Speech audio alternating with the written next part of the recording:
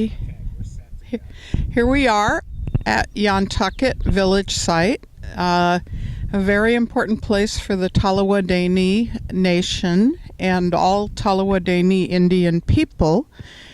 This cemetery is all that's left of the large Tolowa village that existed here since time immemorial. The Tolowa people have lived on this coast since time immemorial. And if you learn about the food that's available here naturally, you can understand why. The Smith River lies just below, and it was so full of salmon. Even in the early part of the last century, it was so full of salmon that you literally could just scoop them out of the river with a net. Or you could walk on their backs. It really did appear to be that thick with salmon making their way upstream to spawn. The Tolowa Dee people had a salmon ceremonial site right over there down the hill on the river where they would first thank the salmon for returning and thank them for allowing the Tolowa to take them for food. This village is the Yantucket village, is the place of origin for all the Tolowa Dee people. They came from here. They came from darkness into light at this location. Their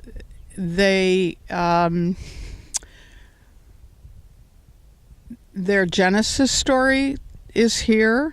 And this was the village where the Tolowa were carrying out their ceremonies for earth renewal every winter solstice. At this location, there was an enormous dance house, and Tolowa people would gather in great canoes. They would come from the south along the coast. They would come from way up in Oregon along the coast in their great canoes. They would arrive at Yantucket.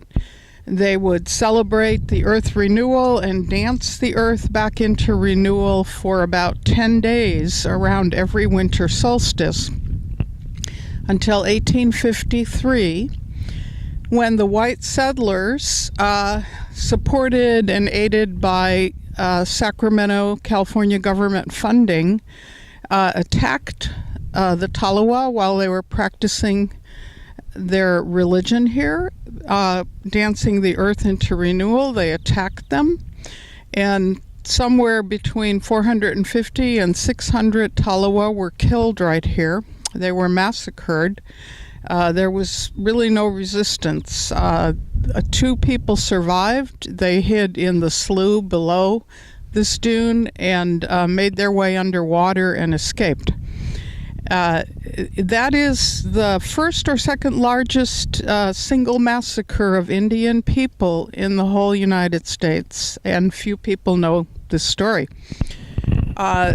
This was a fabulous village site, not just because of the salmon, but there were berries here everywhere to gather. The ocean beaches are a short distance in that direction to the west. And of course, there were surf perch camps in the summer, seasonal camps to gather surf perch. They hunted some of the marine mammals and ate shellfish. They had elk right here and deer, so they really had everything for a very rich life right here long ago at Yantucket.